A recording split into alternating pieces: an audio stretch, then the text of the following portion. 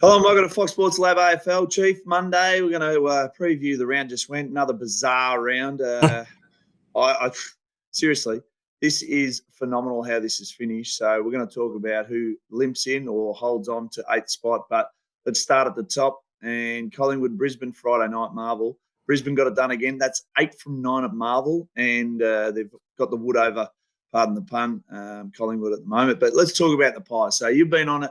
You have no concerns at all, but their last month, 1 win, 3 losses, and some injured players. Surely now, coming into the last round, there's some concerns for you.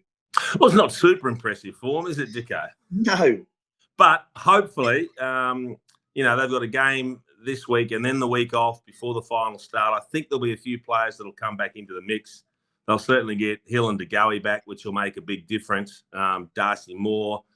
When does he come back? Nick Dacos, when does he come back? They're going to be really interesting ones to keep an eye on. But I still think once we start in September, they'll be ready to put a better foot forward. Is it their absolute best foot? Not quite sure at the moment. We'll see. Well, you'll know. You won 4 flags. Can you flick the switch? And he talked about form can turn around in a possession or two, Craig McRae on Friday night. But you know how hard it is to win these, and the form over the last 10 years, every single premier has had a run of, 3 in a row, 4 in a row, 5 in a row, Geelong last year, and they're coming into this 1 and 3. Can't just flick the switch. That's the dangerous expectation probably that a lot of Collingwood fans might have.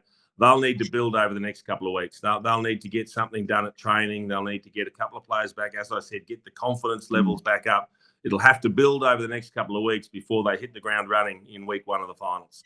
All right. Speaking of finals, I think the Bulldogs just blew it up yesterday against West Coast. What's the point of doing tips, Dicko? What is the point of doing tips if West Coast can go to Marvel and bowl over the Bulldogs who are playing for a final spot? Yeah, it's a waste of time, honestly.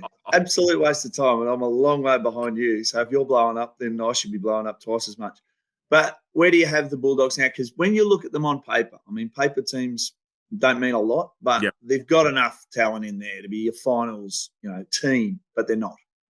Disappointing. Very, very disappointing. So they're the only ones outside the 8 that can force their way in, but whether they do or not, a lot of things have to go right. I'm a little bit mystified by how they've dropped some regulation games. Seriously, if you go back a fortnight and say, well, look at their run home, they're inside the 8, they've got Hawthorn, then they've got West Coast, and then a test against Geelong down at Geelong, you go, well, that's actually a pretty good run home. They're going to be in decent form, at least when they hit September. Well, September might be their holiday. This is frightening to drop games against Hawthorn and then West Coast. Boy, how do you Luke Beveridge be scratching his head? It's frightening. It is frightening. And scratching their head, the coaches, is a common theme this time of year. But Matty Nix is banging his head because of that debacle on Saturday night with a goal review. And, you're the voice of reason. I talk to you off air a lot, and you make sense of what process should have happened. But can you sum it up for me in the Chiefs' words on what should have happened, what happened, and what the implications have been now that Adelaide are going to miss? No, well, it's interesting, isn't it, that a decision like that has basically cost them the game. We can't definitively state that because there was still 1 minute and 20-odd seconds or something left. So maybe something else would have happened in that time, but it then would have been Adelaide's to lose. And who knows, they may be in a position to play finals had that goal umpire made the correct decision.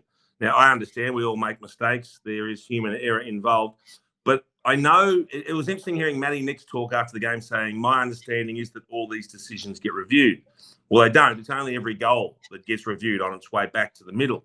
But it would have been interesting, given they were able to show replays to the broadcasters showing that it was a goal, why we couldn't have just stopped the game and said, you know what, it's actually a goal. We've done a proper goal review. Let's put 1 minute, 20 seconds back on the clock and we go back to a centre bounce to start. So no one's been disadvantaged. There's a little bit of rigmarole in terms of stopping the game and resetting the clock. But do you imagine if this happens again in a final?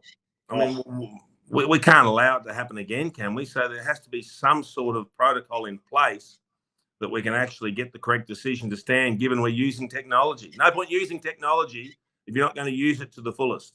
Yep, no, agree. And the beneficiary of that was Sydney Swans. So, Hey, mind you, let's not sell them short, Dicko. I mean, they played brilliant football. Their first half was outstanding. They continue to chalk up wins. They know how to get it done when they need to, and they'll be playing finals. And that's the thing. They're going to play finals, and they got flogged last year in the granny, and Geelong are not going to make it. So they have come from nowhere, 6 in a row. So big tick to the Swans. Let's talk about Essendon, because the fast start, they were sitting in the top 4 for a long time earlier in the year, and it's just tapered. We did the game on Saturday where they got done by 126 points. What do you see with Essendon? Because everyone's looking at it now going, have they improved? Have they not improved? But to the naked eye, what do you think? The numbers don't look great over the course of the season in terms of overall improvement, but I think they've definitely improved in terms of their ability to play some really good football. And we saw them do that a number of times. They do look like they've hit the wall this year. There's still some holes in terms of recruiting that they need to fill. They had some bad injuries, particularly down back. I think losing Ridley was massive for them. That genuinely hurt them. So, should we give them a pass mark? Maybe, yeah. Maybe. Well, I wasn't expecting anything from them anyway. And the fact that they are in the run home, in the running for the finals up until week 23, it's probably a tick. Yep, I tend to agree. All right, let's talk about the Blue Baggers. You back from them as a kid. I've been on them all year. So, no, you haven't. Well, like-minded we are. Yeah, I've been on them, but 9 in a row. Like we talked off the top, Collingwood, where their form's at coming into the finals.